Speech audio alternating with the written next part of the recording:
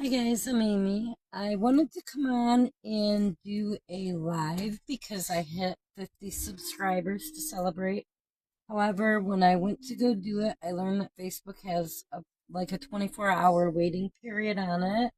So I'm going to aim to do that tomorrow around 8 p.m. my time. I'm in Michigan. I'm pretty sure that's Eastern Standard, but not 100%.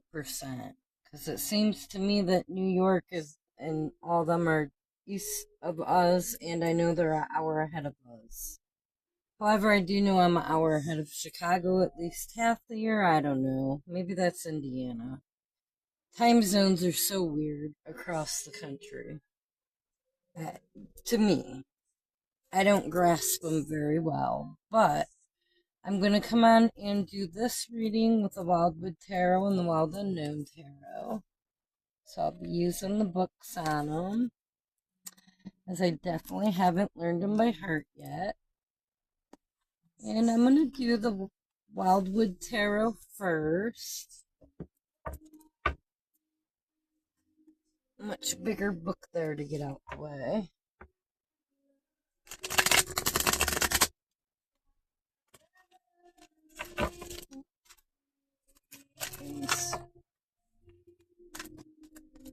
Spirit, what is it that the collective needs to see and know at this time?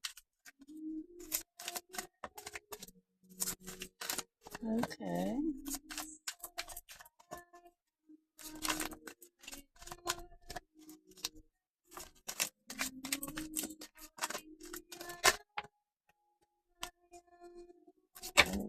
Oh, okay. Thank you, Spirit.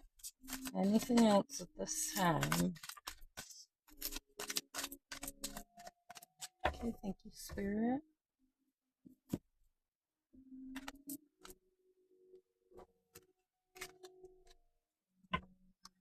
Okay, so we start with number 12, the mirror.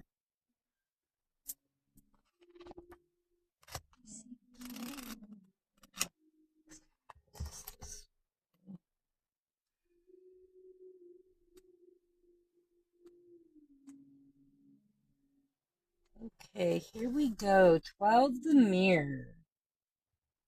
The mirror is placed at the autumn equinox on 21st of September at the gateway to the setting sun. The element is water. The dark midnight sea lies before the soul that must make the journey to the mysterious island for healing. In many traditions, the initiator into hidden knowledge is a female figure that reveals insights and wisdom to those on the spiritual sojourn. In the ancient Arthurian cycles, this is Morgan, who takes Arthur on his journey into limbo and healing on the Isle of Avalon. The Lady of the Lake is another such primal figure who also acts as a holder and guardian of the sword Excalibur and as an arbiter of Arthur's actions. Both these archetypes represent the unconscious journey of the soul into deeper awareness and wisdom. No act of will can make the soul take this journey. It can only happen after much searching and questing. It is also a precondition of this experience that some kind of wounding has taken place. It is through the pain and endurance of the wounding that wisdom comes, at which point the individual can cross the lake to the island of healing and protection. It is a natural state of surrender that allows the inner self to travel across the emotional sea to the other world. The mysterious figure holds the mirror that aids our inner reflections and the orb of seeing that helps illuminate the shadows of our inner life. The heron stands both as a keeper of the mysteries and a guardian of the other world. In some legends, three cranes or herons were seen at the gates of this magical realm and croaked warnings to the unprepared or uninitiated visitor. The cauldron represents the vessel of hidden knowledge and inspiration. From it, the bright flame of insight and revelation illuminates the dark landscape. This is the card that in the traditional tarot is known as the Hanged Man. We have chosen to amalgamate aspects of this into the Blasted Oak, while the reflected mirror offers the same dizzy change from one state of being to another. As the Hanged Man sees life from another angle, so those who look into the mirror see things reflected as they truly are. And it says reading points, patience and prudence are key words here. Although trust plays a large part in the process of crossing to the island where insights into our own unconscious workings may be revealed. This process differs from the journey of the hooded man who makes a conscious decision to withdraw and contemplate the universe.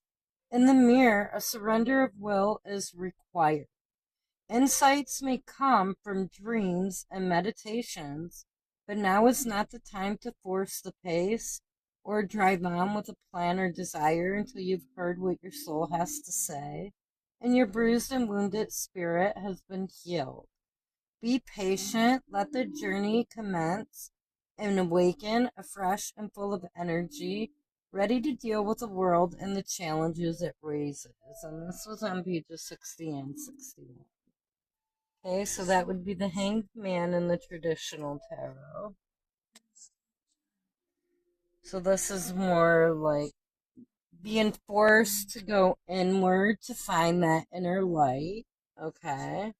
Next, we have the Knight of Vessels, which is represented by the eel. Let's find the Knight of Vessels.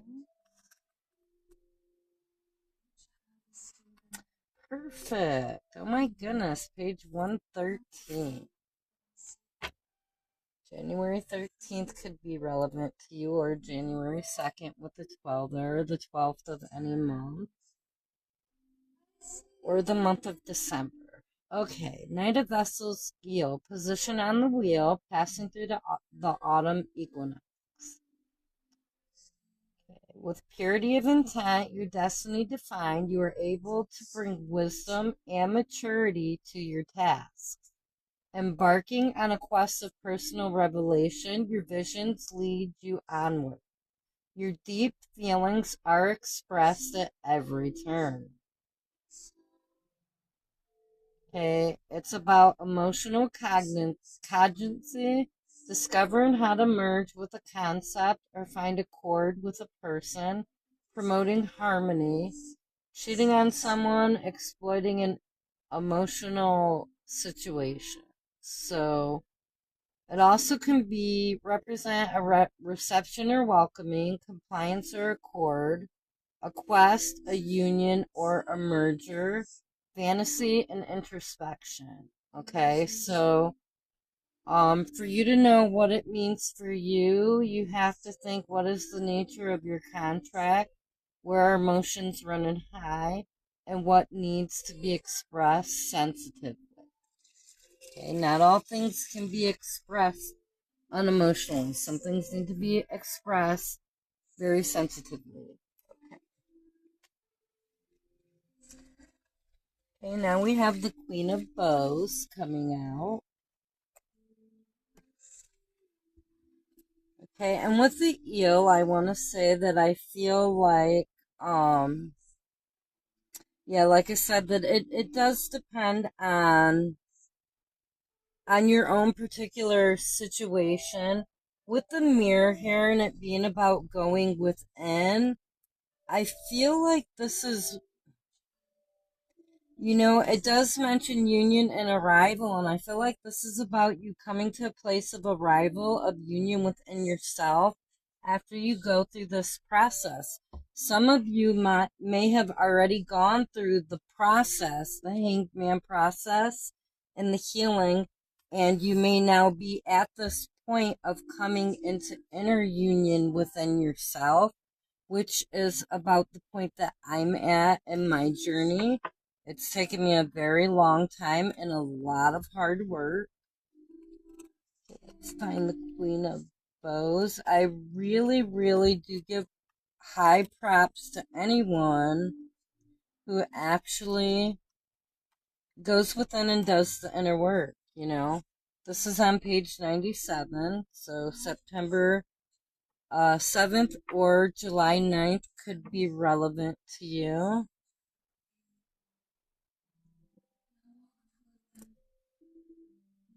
Okay, position on the wheel, moving towards midsummer. A companion through life, sympathetic and understanding, leading you to deeper awareness of what is needed to bring success to your every enterprise.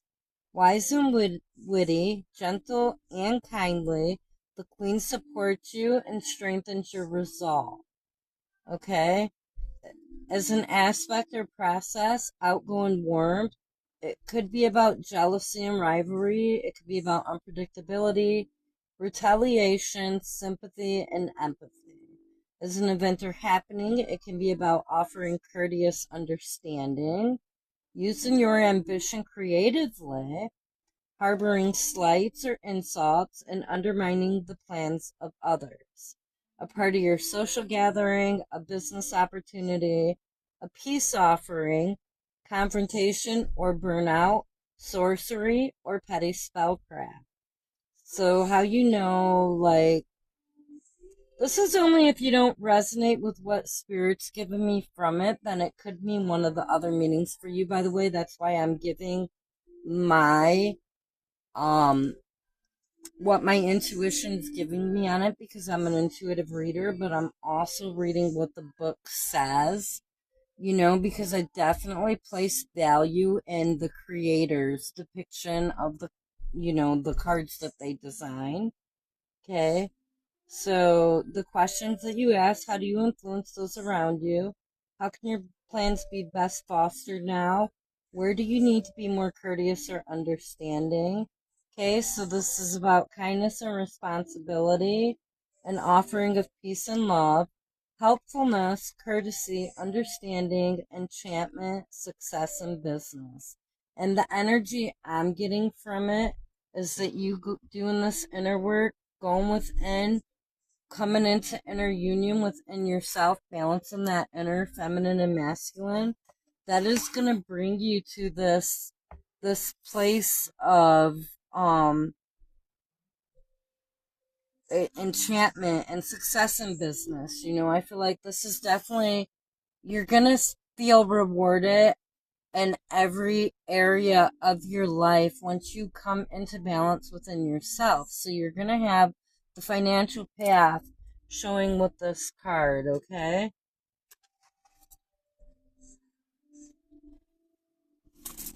Next we have the Seer, number 2.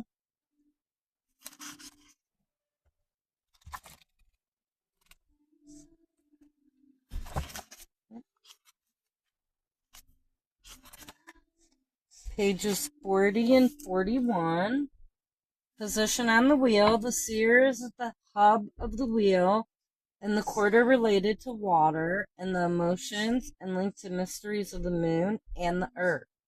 She's partnered with a shaman and acts as a guide to the world tree. Placed at the heart of the wheel and the wildwood in the quadrant of water, the seer represents insight that is gained from the stillness and inwardness of the sojourn in the hooded man. She stands at the heart of an interpersonal universe and can mediate that knowledge and help to externalize this energy into power, wisdom, or creative endeavor of the material world. The seer acts as an auricular mediator of the feminine intuitive and imaginative principle, but her mediation is based on grounded energy and skill. This is symbolized by her feathered cloak, which represents the flight of thought and intellect, matured and stabilized through her deep-rooted power, grounded in the memory of the conscious earth. The seer stands at the center both of the wheel and of the individual inner world facing the shaman. She acts not only as a guide to the soul, but as a catalyst for the manifestation of creative and artistic work. Ideas may be filtered through the shadowy realm of dreams and trance-like states, But the inner archetypal mediator that forms these ideals into works of literature, song, or dance is the seer. It is she who inspires the emotional link to a book or piece of music, or brings a tear to the eye at the end of an emotional film, or laughter at a funny story. With her inherent ability to balance emotion, intellect, and willpower, she spurs us to create change in our material world and is a skilled mediator of all the elemental forces found within the wildwood. She fosters the positive exercise of will, manifested by emotion and commitment, and resulting in outer material effect. This is one of the purest and most blessed forms of earth magic. Okay, and it says Freedom Points. The time has come to focus your power and let it flow through you. Many dreams or desires related to the creative emotional process are ready to be applied to your day-to-day life, and you must now give vent to those hidden or suppressed longings. This may also relate to healing, sexual relationships, or partnerships. Now, the manifestation of inner spiritual or esoteric insights into your practical and physical daily life will bring profound rewards and results. It is a sign of maturity. The seer also relates to creative impulses such as art, mechanical skills, and crafts, and the joy of bringing pleasure and knowledge to others. Roots and branches. Okay, it's about inspiration and wisdom, auricular prophecy, inner vision, shamanic flight, soul healing, empathy with nature. Okay, so I feel like while you go within in this hanged man, you go within, find that inner light. I feel like this is just going to be a natural side effect, becoming the seer energy. Stepping into the seer energy, okay? Next we have the Ten of Stones, which it says home. The Ten of Stones would be the Ten of Pentacles, I believe. It would, yeah, stones, earth. Yes, I'm about to find out for sure, huh? Page 139. Obviously, I get no date from that, but that could be an important time of day for you. Okay, Ten of Stones, the inner and outer community that sustains and supports the individual, not necessarily blood family, but the trusted friends, comrades, and lovers who offer security and affection. The traditional concept of home and family has evolved and changed over the last few decades, but certain basic notions remain unchanged. In the traditional British family home, where the father went to work and the mother stayed home to manage the house and the children, home was the place we always came back to, where stability and a well-founded set of traditions and social rules apply. It was both guarded and guided by love, respect, and loyalty. As children, we see home as a place of security and care. As young adults, exploring the world, it can be wherever you lay your hat or guitar case. In later life, it may become your own heart's stronghold and sanctuary. For some, the concept of home is just that, an idea, a hope, a dream, not merely a shelter from the elements or an investment in bricks and plaster. For some, it truly is where love resides and is the final destination after a colorful or arduous life journey. And and believe me when I say that, as someone who has gone through so much trauma in my life, this is the ultimate dream and goal. Just that home, you know, the home that can't be taken away, the calm, protected home. Okay, next we have Seven of Vessels, mourning.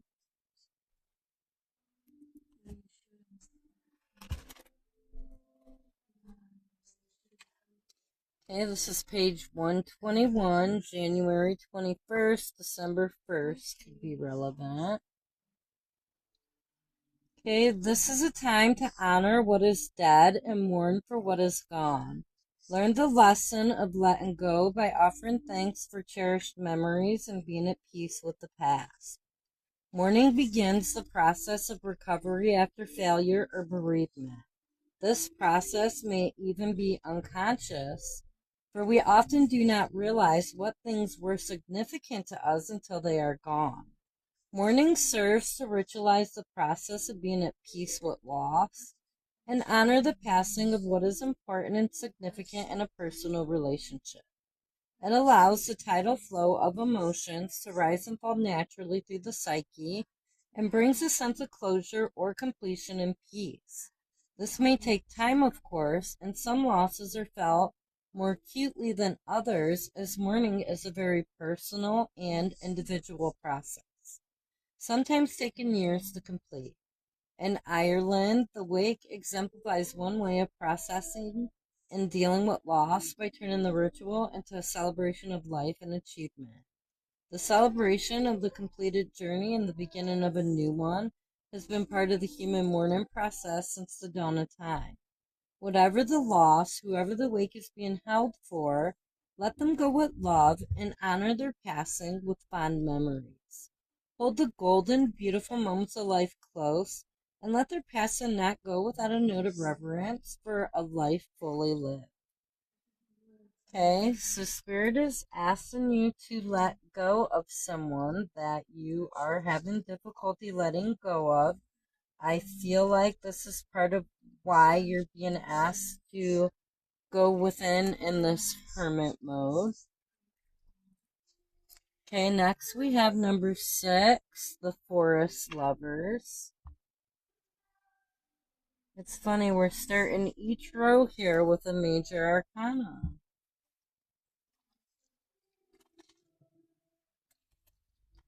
Okay, the Forest Lovers on pages 48 and 49, April 8th, April 9th.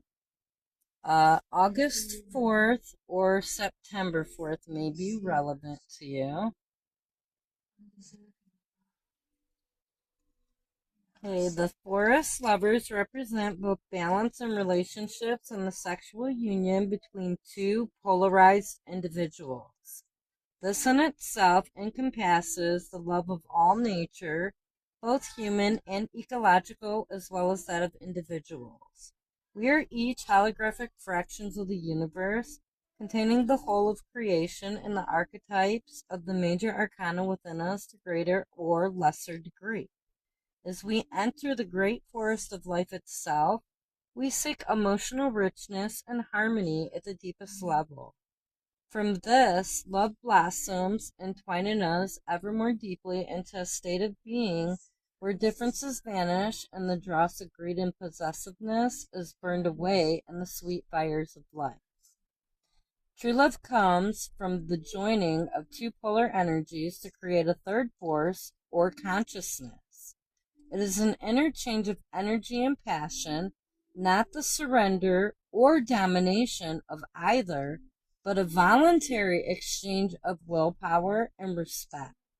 We must learn to embrace and befriend all the states of our personality, male and female, light and dark, to be truly whole. This process allows the natural flow of the cycle of seasons within our own persona.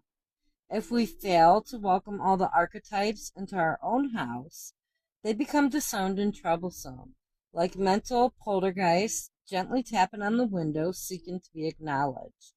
There are no gender politics here. We find balance for our personality through our relationships as we move on. Some men are creative and sensitive and are balanced by a strong huntress. Some women are nurturing and artistic and are balanced by a self-motivating male. The physical gender may vary, but the polarity will function or fail. To truly love, we must be truly whole. We must accept every aspect of our individual personality, as well as accepting the same wholeness in another person. The polarity may vary from day to day, moment to moment, but the truly whole person has seen all the fractured elements of their own personality and can deal with them in another. The joy of union is seamless and easy.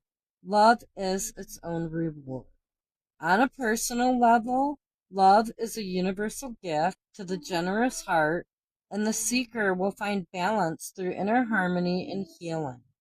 Polarity is the key element in the natural ebb and flow of emotional commitment. The forest lovers represent a positive spiritual force of creative emotional energy and a universal desire for harmony. That the inhabitants of the Greenwood revere and respect the rights of love as the force that ensures the unfolding cycle of creation and emotional stability. Always bring the light of love with you, allow it to illuminate the darkest corners of your world, and support you through whatever you set out to do. Roots and branches, blessed union, friendship, the rites of spring, the polar balance of souls, desire, the Arthurian white heart, eternal love, the sacred vow. Okay, so I feel like once you step into your own power, this is going to draw in a divine love connection for you. You must be whole within yourself for this union to be able to come about. Whole and complete within yourself.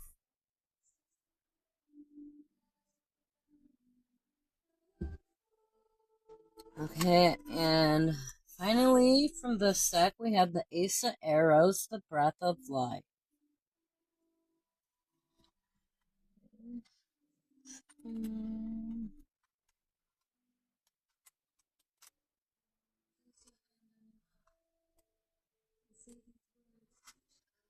Okay, the Ace of Arrows is on page 85.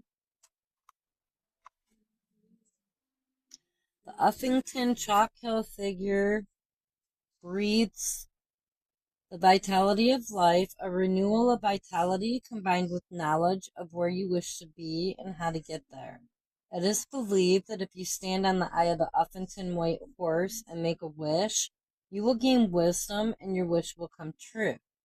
By breathing life into a thought and pursuing it to its material creation in the real world, we engage in an ancient and unique relationship with the universe and the divine. Our minds are linked to a greater consciousness, its power and effectiveness waiting only for the question. As the first formation of an ideal or concept crystallizes in your mind, the primal creative energy connects you to the breath of life. This energy can be summoned and applied to achieve your conscious desires. Clarity of purpose is the key. Sometimes an unconscious impulse or drive makes you aware of a hidden issue or need.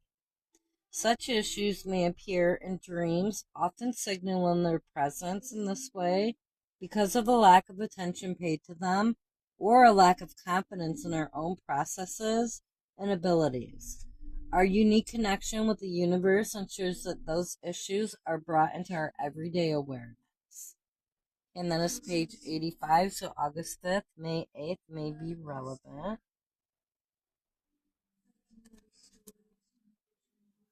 Okay, so I feel like you do have a lot of good coming towards you. It shows good, and it really did come out good in every single area of your life. Once you go within and connect with yourself and, come into that inner balance. Now I'm going to use the Wild Unknown Tarot. Okay, and I forgot to say the Wildwood Tarot is by Mark Ryan and John Matthews with the illustrations by Will Worthington. The Wild Unknown Tarot is by Kim Krans.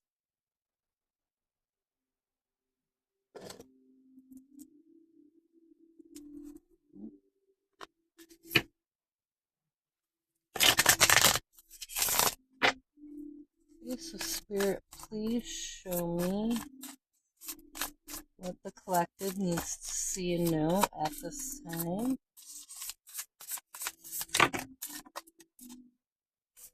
Okay, that is a lot.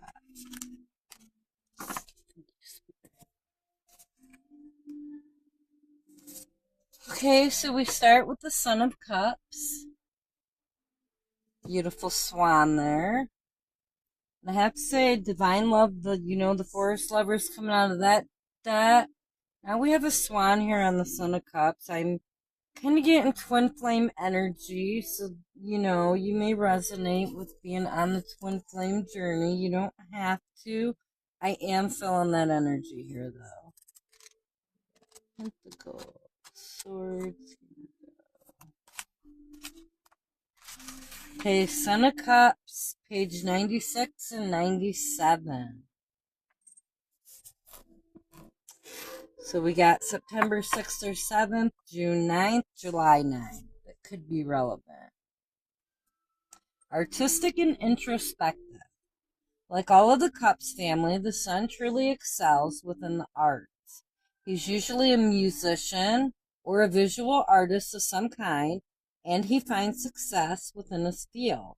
His natural tendency to look inward adds to his charm and mystique.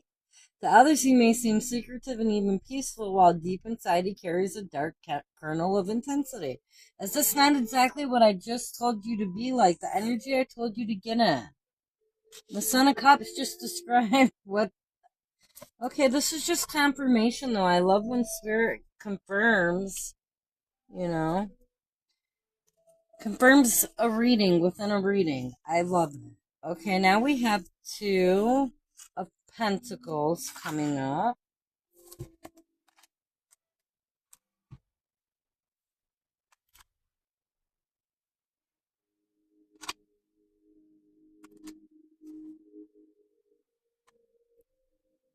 Come on, book. Literally one page away. Thank you. Two of Pentacles, pages 136 and 137. I'm seeing July 31st could be relevant. Okay. Two of Pentacles is about balance and change. The Two of Pentacles signifies inevitable change. Since the Pentacle suit relates to earthly possessions, this usually means a new job or financial situation or a move. Even if you fear this change, it needs to happen. It might even be fun. Face it with the grace of a newly formed butterfly, a world of possibilities balanced upon your delicate wings. Beautiful. The fact that I'm starting a new job Monday, that kind of hits. Thank you, Spirit. I like when Spirit gives me little messages within the readings that I do. Okay, next we have the Mother of Wands, which is the snake.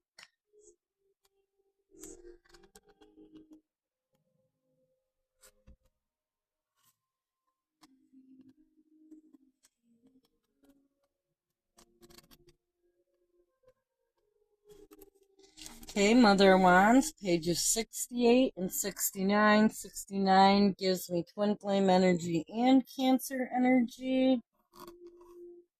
Okay, Mother of Wands, attractive, domestic, vibrant.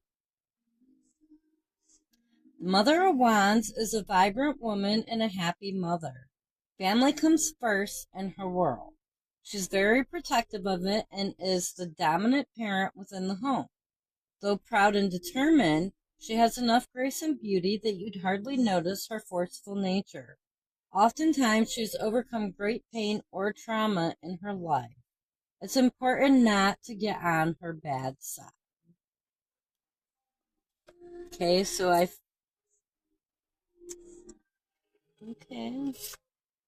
feel like this is the energy. I feel like that could be your current energy.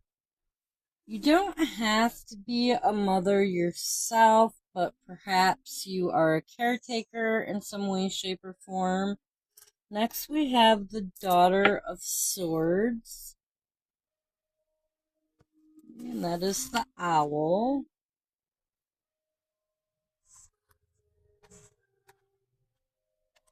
Okay, Daughter of Swords is pages 124 and 125, December 4th, December 5th, or January 24th or January 25th. It's honest and insightful. The Daughter of Swords is a young woman whose honesty and insights take her far in life. People truly value her frankness. She learns from keen observation. It almost seems as though she never stops watching. Sometimes this becomes a burden for her as she can't help noticing this or that small detail that could have been done better. There's a potential for her to hold on to those experiences and become spiteful and judgmental. So I feel like you're being guided not to be too nitpicky and not to become spiteful or judgmental. Okay. Next we have the Nine of Pentacles. Beautiful. Nine of Pentacles. This is coming under the Two of Pentacles. So I feel like whatever choice that you're making, it is definitely going to pay off for you here. Come on, well, there we go. Nine of Pentacles, pages 150 and 151. So January 5th, January 15th, November 5th. I don't know. I'm kind of mixing the numbers around a little bit more though now. Could even get May 11th from that, May 1st. Okay, Nine of Pentacles, happy, healthy home. Always a welcome card. The Nine of Pentacles is a time to enjoy the many results of your loyalty and hard work. This may be a promotion at work or newfound stability and happiness at home. It's even possible that you'll find yourself enjoying the finer things in life, as luxury and refinement oftentimes accompany this card. Absolutely beautiful. So I feel like that, it was talking about getting a new job. I feel like this new job is really going to pay off for whoever this reading is meant for, with the Nine of Pentacles coming up under that, okay? Next we have the Three of Wands.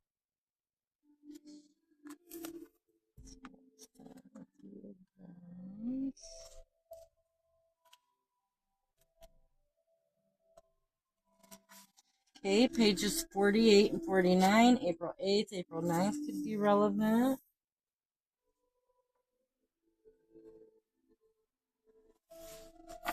Okay, the Three of Wands is about envisioning the future. The Three of Wands indicates you've had continued support from others, perhaps from your parents or two good friends. With their help, you formed a sense of self, of your values and morals.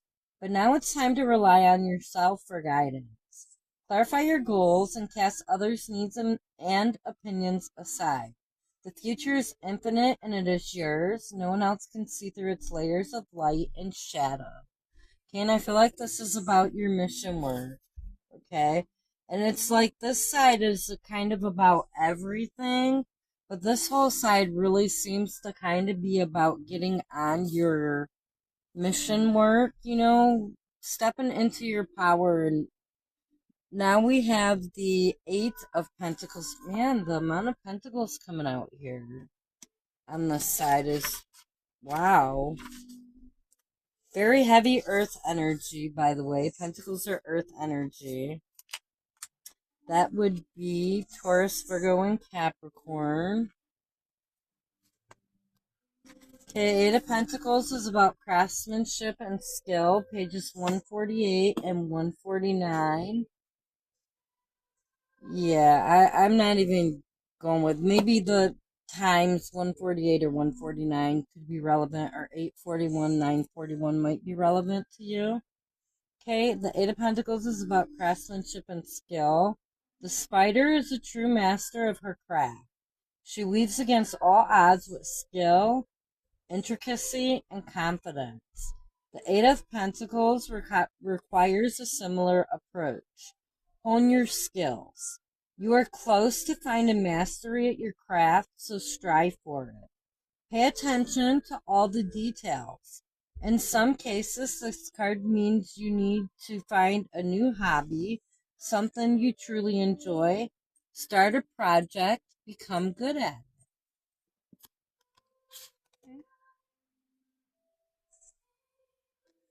Okay, now we have the Five of Cups, the horse.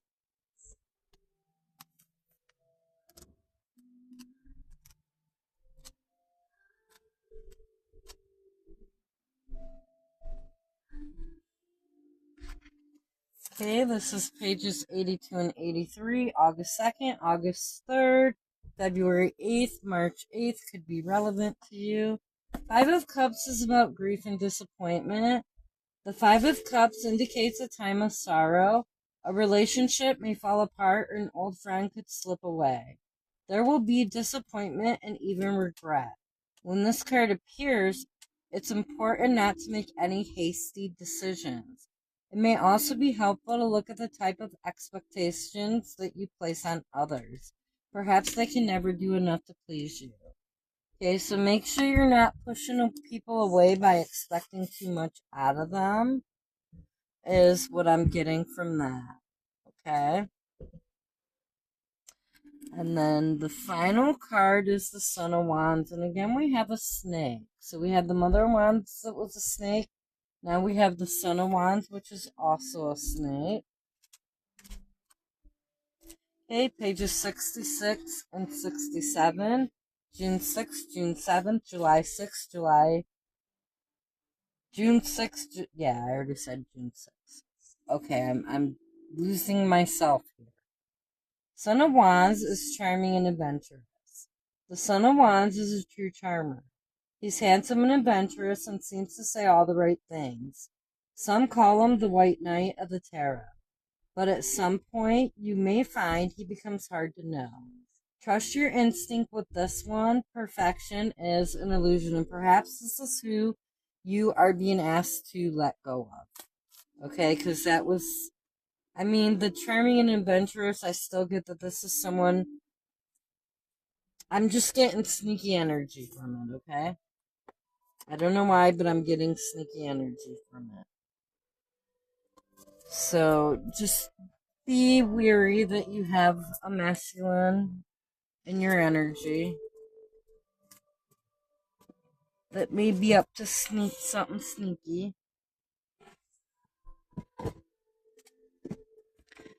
Okay, so I'm going to leave this reading here. I thank you so much for watching, and I hope you have a great day or night, depending on when you're catching this.